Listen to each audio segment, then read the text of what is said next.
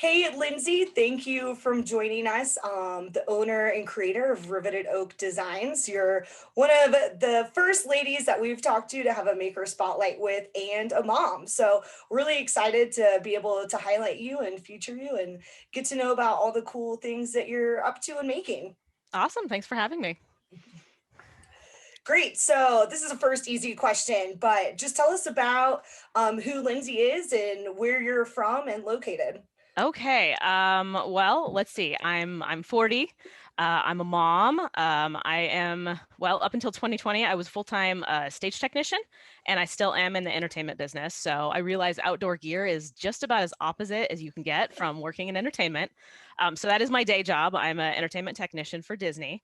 And I've been doing that for, gosh, 16 years. But I grew up in Northern California and came down here for college. So I'm now in Southern California, by the way, and stuck around, never left, got a handful of degrees, and I kind of just am doing my thing, you know? Um, yeah. So I have to clarify because I don't even know, what does a stage technician do? Okay, that's a great question, actually. So I work backstage on all of the live entertainment at Disneyland. So like lighting, painting, audio, running shows, doing some of the holiday overlays for like we decorate some of the attractions, some of the rides. So like we do a Haunted Mansion holiday overlay the night before Christmas. We take that into the Haunted Mansion holiday for the holidays, and that's my gig. I run those crews. That So is so it's cool. Yep, it's definitely an unconventional lifestyle for sure, but I love it and it's great.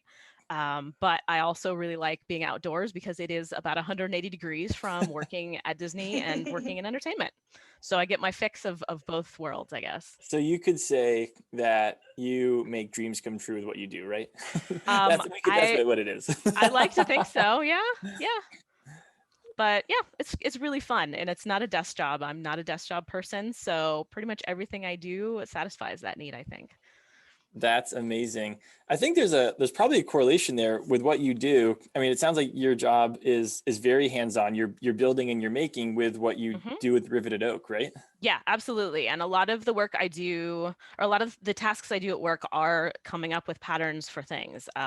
Sewing curtains, sewing cable covers. So that's kind of how I started to get into this. And then, not to jump ahead, but that is how I got into this. That's how I started working with more of the non like clothing sewing and whatnot, and getting into patterning and a lot of that. So I have a couple theater degrees. One of the things that I learned was how to sew a lot of theater props and draperies and that kind of thing. So that's also contributed to what I do with my weird little hobby that's turned into my business. So my next question, I'm gonna, amend it a little bit, is what inspired you to start making your own gear? But maybe to take that a level further, do you remember a moment? Was it a series of moments that you were like, you know what, I'd like to make some of these things, not for shows or not for entertainment, but for the backcountry?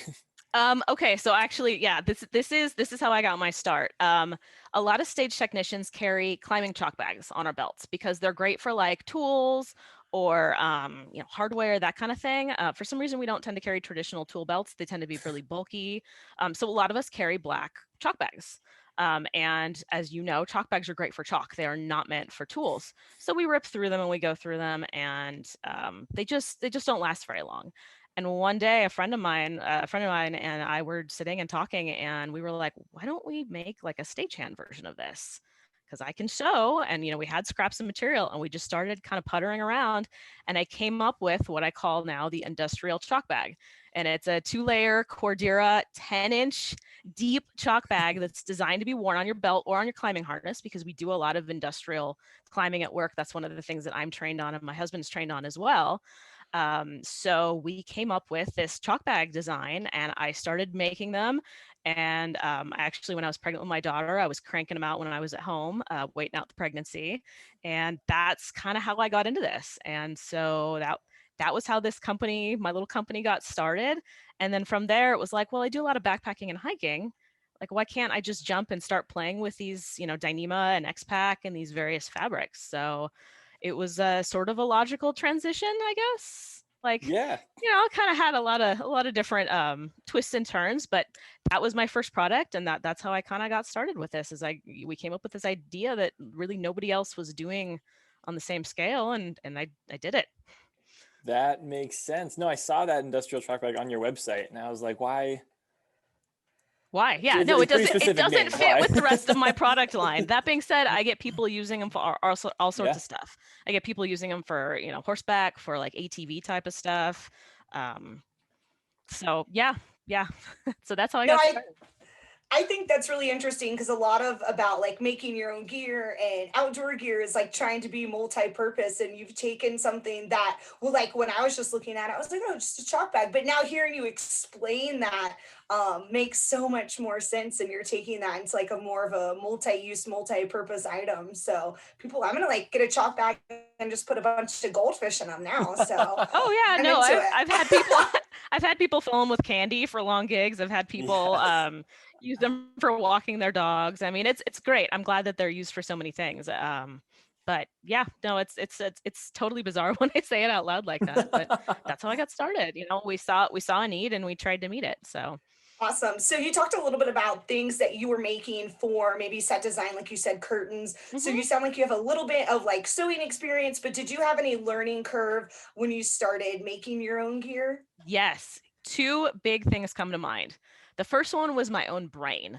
There were hang-ups that I wasn't willing to work through for a long time. I was actually really afraid of zippers, which now sounds ridiculous because like 75% of my products have zippers.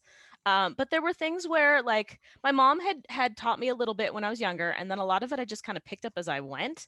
And there were just there my some of my biggest hangups I think were in my head. So I would encourage anybody that wants to try this to just try it. Like, what's the worst that happens? You ruin, you know, you ruin some material and you're out a couple bucks and then you try it again.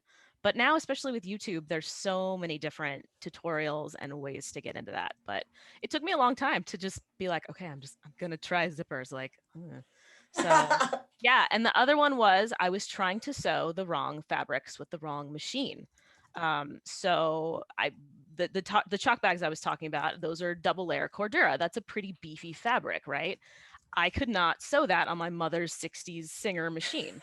So I bought an industrial Sailrite machine, which is really good for like leather and webbing and really heavy stuff. Well, then I wanted to try sewing more like ripstops. Well, that machine mangles ripstops because it's not meant for that. So then I had to get like, okay, what do I do now? I started talking to some friends of mine that make clothing, and I was like, what do you guys use for lingerie? Because that's really what you're sewing when Yeah. it comes to some of the lighter fabrics. So I got a lighter machine for sewing those lighter ripstops and the lightweight Dyneema and whatnot. So I would say that the big things are don't be afraid to try new things, but also understand that sometimes you're gonna have to find the right tool for the right job. Can't use a sledgehammer when you need a lightweight rubber mallet, And that's what I was trying to do. So those were my big hangups. No, that makes sense. Especially, I think budgeting your own mental space to have the mess up is really important. Right? I think a lot of people are like, oh, I'm going to make a backpack and like this is what it's going to be. I'm going to buy this fabric and that's going to be for this.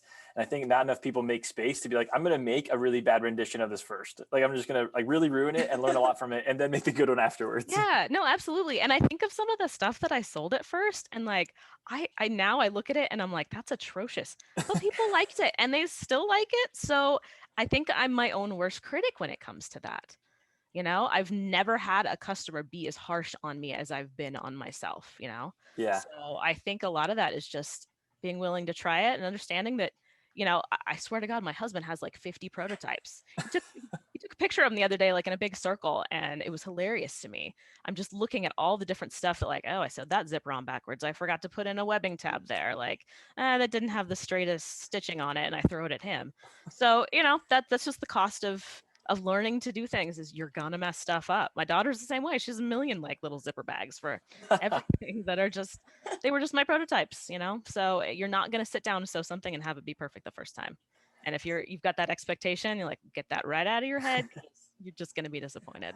Drop that fast. So Right? you've mentioned a lot of different products. Can you tell us about your product line?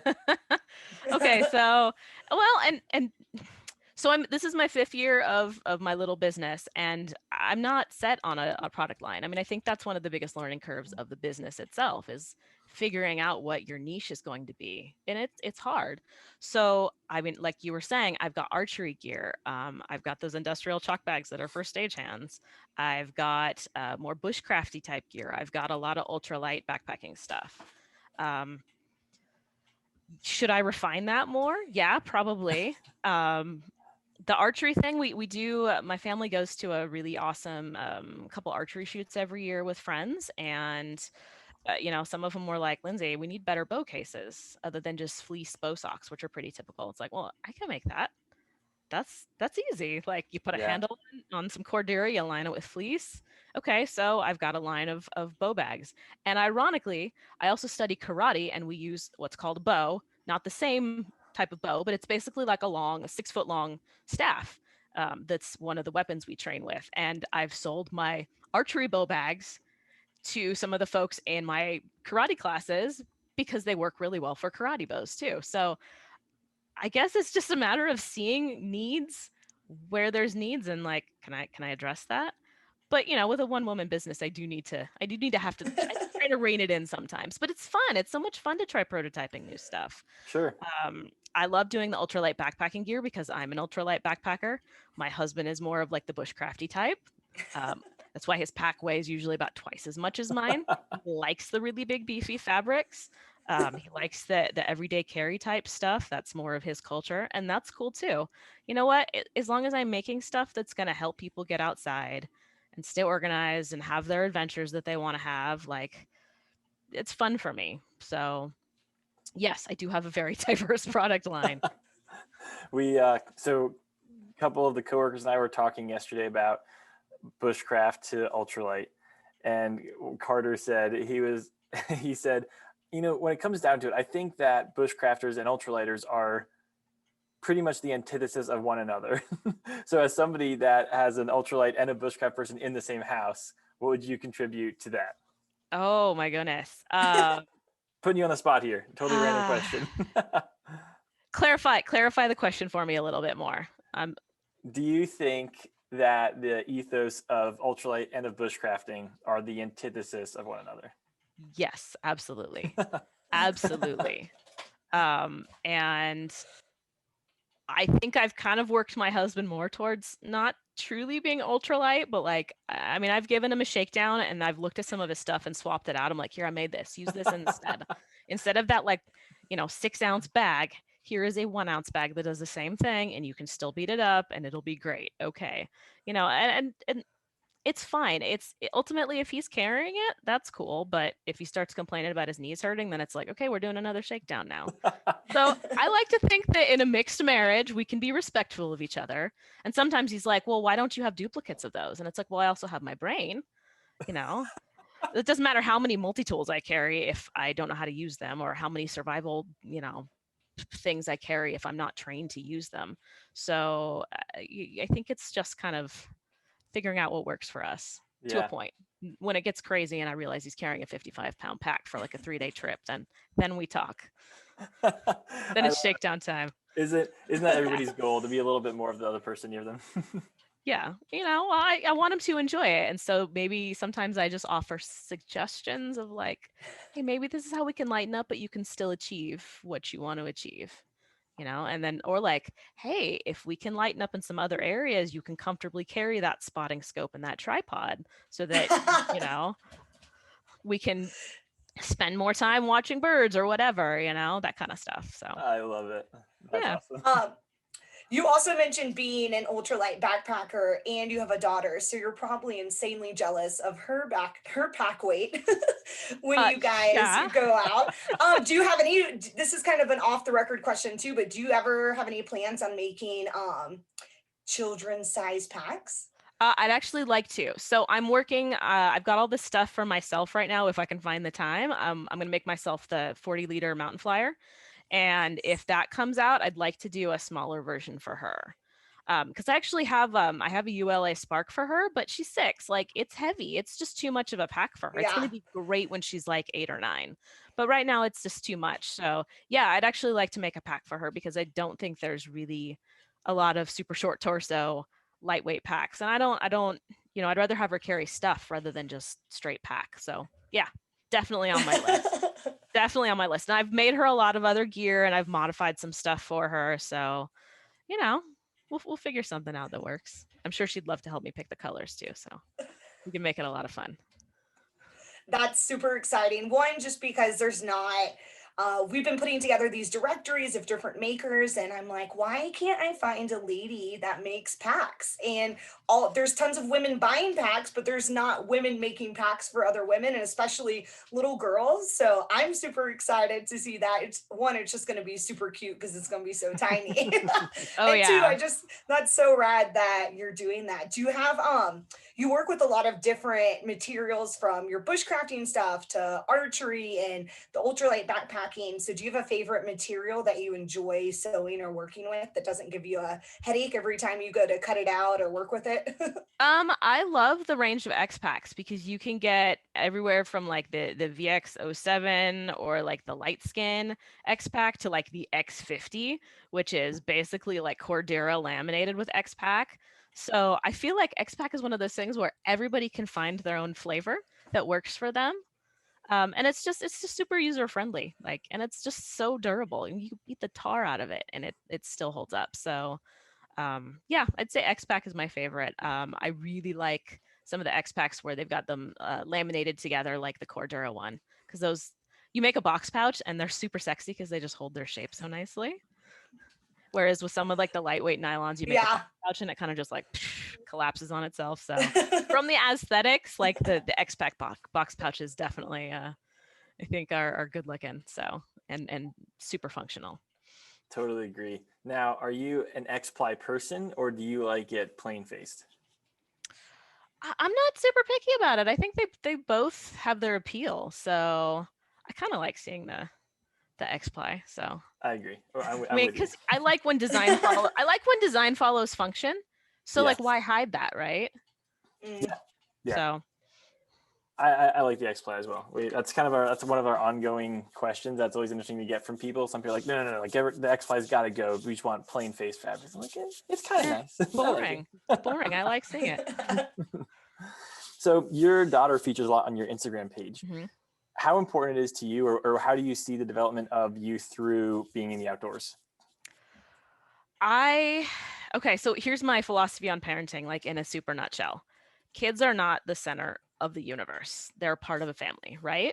So if we're going to do something that my husband and I want to do, we'll make it fun for her, but she's going to come along, right?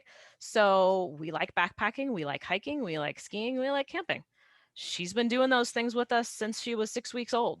And she's the happiest when she's outdoors. Like we take her camping. I mean, not to say she's miserable when she's home. I don't mean to make it sound like that. But especially these days when, I mean, we're doing homeschool this year because that was, our schools aren't open. Southern California is a mess right now. So when we get her outside, like she just blossoms. She's so happy. She's like running down the trail and there's so many things to see and so much to be curious about. So I want to raise a kid that is not afraid to go outside. I don't People seem blown away by the fact that we took her backpacking for the first time when she was 4. And they were like, "Wait, you're sleeping out here? Like you don't have her in a carrier, she's walking?" Like, yeah. Yeah, because if you make it normal, it becomes normal. And I want to raise a kid that's not afraid to go out and, get dirty and be outside. I think that's just important, especially living in, Southern California in, suburban area.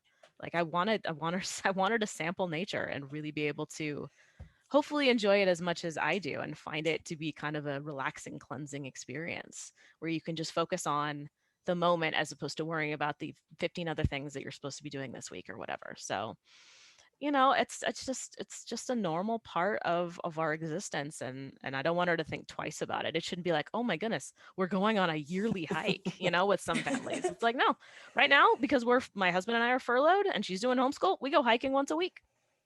It's just a I normal part of our existence. Yeah, and I think you make a really good point on several things.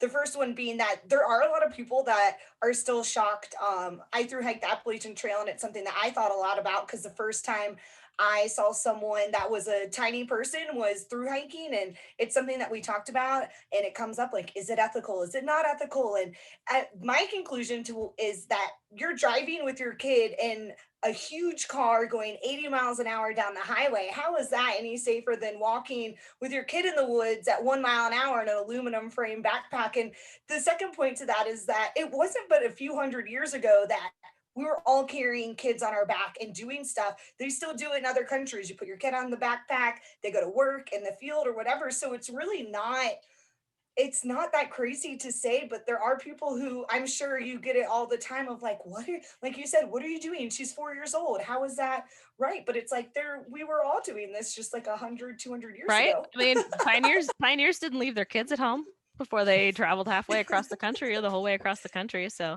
and you know, Exactly. I've had some family members that laid into us pretty hard, because they didn't really understand what we were doing. And when they realized like, oh, well, we're not like going off into the backcountry, like getting off trail or anything. We stick with, reasonable trips. We're not going, we're not like, there's no crazy march into the forest where she's like miserable and we're dragging her along by her ankles. The trips are not the same as when I go out or my husband goes out. We pace it to her.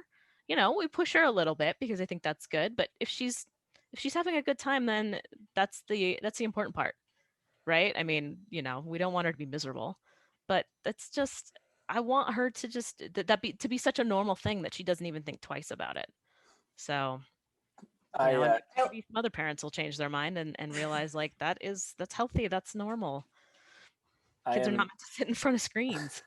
I'm not a parent, so I'm speaking very out of turn here, but I think it's really, really cool how you've set a foundation for your daughter.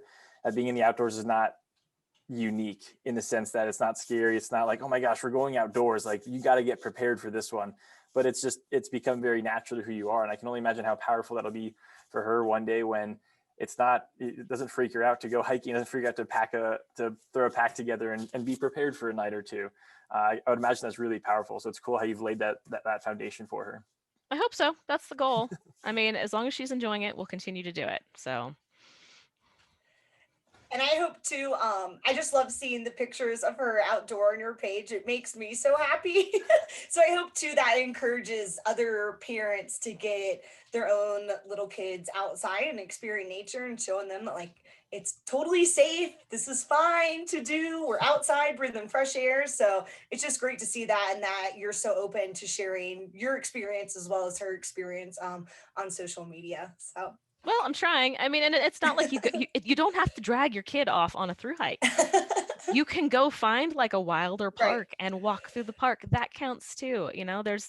There's no like line that you have to try to, or goal you have to try to meet. It's just I think part of the mental health, especially this year. We need that. We need those outdoor spaces. We are spending way too much time at home. So, yep. For sure. You mentioned that you have a lot of favorite activities, from skiing to hiking and backpacking. What is a challenge that you faced from being a woman and exploring the outdoors? Honestly, it's that I don't, well, okay. A lot of it I think is that people don't want me to go alone. And I know my husband has expressed concerns about that. And I don't think it has anything to do with being a woman. I think it has to do purely with the fact that like, it's not just about me anymore. Like, I've got a kid, I've got a husband. So, I think that's just the nature of the beast, right? I now have responsibilities, and for me just to go off by myself isn't maybe the best choice. And I respect that, right? Other than that, I haven't really felt a whole lot of discrimination about it, because I feel like going off, putting a backpack on and going off into the wilderness, like, there's really nothing inferior about me as a woman. I've got a brain on my shoulders, I've got experience. If it comes down to wrestling a bear, my husband has no advantage over me, I mean, yeah, 50 pounds, like, it's not going to make a difference, right? So I think the backcountry is the great leveler, right? Because men or women, we have brains, and as long as we have the experience to back it up, okay, yeah, maybe because of my slightly smaller stature, and I'm not petite by any means, yeah, maybe I can carry a couple less pounds, but I can also be smart about that and compensate. So I feel like I don't know. I find it very frustrating when I constantly see people like who say, "Oh, you shouldn't do that because you're a woman." It's like there's nothing out there that's gonna get me that's not gonna get a dude either. So Yeah. I don't know. I guess I don't give those kinds of thoughts the time of day at the end. I would love to have more female friends that do these kinds of activities. And so in order to do that, I've like just taken some of them out. Like, okay, you're gonna learn how to backpack. We're gonna do this. So I've started taking friends out that had never tried it before, and it's been really fun. So, I guess I don't waste time thinking about that, because I think to give it time is to acknowledge and maybe give those kinds of arguments power. And I don't think most of those arguments don't hold water. I think I think the conversation is kind of, for me, coming full circle from your making your own gear experience, and that you're kind of the one in your head holding yourself back or critiquing yourself harder than other people would. And same thing with the outdoors. Like, you're just like, I'm just not going to give myself the space and the time to have these thoughts. And you come, you're coming from a place of such confidence and empowerment that it's inspired me, and I hope other women that hear this too. It's just telling yourself that, like, no, that you can do this as long as you're capable and you have the skills and you're being smart about what you're doing, telling people where you are, taking a map, knowing where you're going, things like that, that you're just as capable as everyone else, and that the woods is kind of like this great equalizer for people. And I love that. Well, and I think a lot of that comes out of the fact that working as a stage technician, like I'd say 1 out of 5 of my coworkers is a woman. So it's a very male dominated field. And so, yes, I've had to work harder. But a lot of it is like, okay, if I'm working along, a handful of like bigger dudes than me, like, yeah, I might have to ask for help lifting something. But other than that, like it's something that I'm just used to. Like, okay, I'm not going to play the girly card. There's nothing I can do or nothing they can do that I can't, short of maybe lift a little bit of extra weight. So I think the biggest thing that holds women back a lot is women. And we just need to not give those arguments the time of day, and just, put our money where our mouth is, I guess, and just be like, yeah, of course we can do it. We've proven we can do it. Love that. That's awesome. I mean, I feel more inspired now. And men, support, like your girlfriend, your female friends are more likely to get into trouble due to some creeper on the street, walking to class, walking to work, than we are in the backcountry. So, support and solidarity is all we're asking for.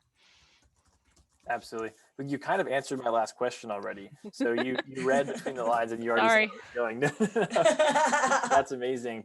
So I see your sewing table behind you. Do you have a favorite piece of gear? Do you have like a favorite tool that you use that just kind of solves all your problems? Some of these DIYers, we all have our individual tool rolls, whatever it is that, like, no, this is the thing I have to have. What do you have? What's your favorite lighter or pair of scissors or anything like that?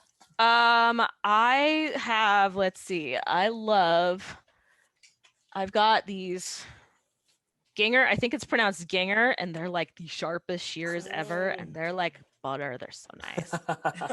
So those are really great. I just bought an industrial sewing machine that's over here that I'm still learning how to use. So I think that is going to become my new game changer, because it's so fast. Yeah. I feel Is that like your sale, right?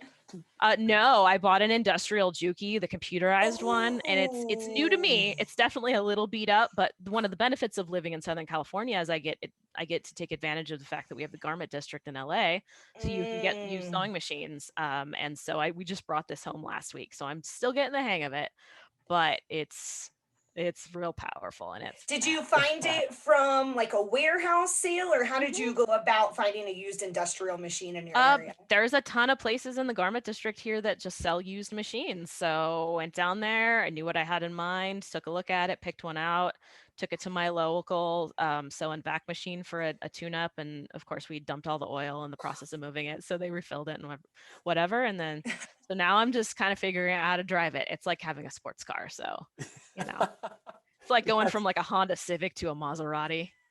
That's such a good way to So put it. Oh my gosh. yeah, well, it's so fast and Yeah. powerful. I mean, it really is, and it's just that's going to be, I think, my new favorite thing ever. So I'm really I excited. have, we talked about sewing machines last week on the podcast with Aaron, the local guy, and you completely encapsulated what I've been thinking about the first time I used an industrial machine. Going from my machine to that one, I used my friend Carter's at his house, or Carter here, and I was like, Carter, like it's going lightning fast. Can you turn it down? He's like, dude, it's already on the low setting. Like, all right, yep, it's a Yeah, sports car. That's a great way. making the leap from like a consumer grade machine to an industrial machine Yeah. is huge, huge. Yeah, that is It's awesome. yeah, it's like going from like a cup of tea to like a triple espresso. It's crazy. But no bloody fingers yet, so Perfect. must So be doing you're doing okay. yeah, you're doing just fine. Lindsey, this has been absolutely amazing. Thank you so much for sharing some time with us today, sharing some of your wisdom and your inspiration. Where can people find you? So you can find me on Instagram at riveted_oaks_designs, I believe. I should probably double check that. You can find me on my website, www.rivetedoakdesigns.com. I'm on Facebook. I am on Etsy as well. Or you can, always just email me. Just reach out. I love hearing from people. I love hearing when people are like, "Hey, can you make me one of these?" And then it becomes, one of my popular products. So I always like hearing what people want. So, shoot me a message, shoot me an email, say hi. Absolutely. We'll link all those for anybody looking. Those will all be in the show notes or in the descriptions to find Lindsey. Yeah, thank you so much for joining us today. This has been fantastic. Really appreciate your time. Awesome. Thank you so much. Thank you, Lindsey. I'm super excited to see what you keep creating this year, including the kids packs. And I know people would be all over that. So keep sharing what you're doing. And I'm just excited to keep following your journey.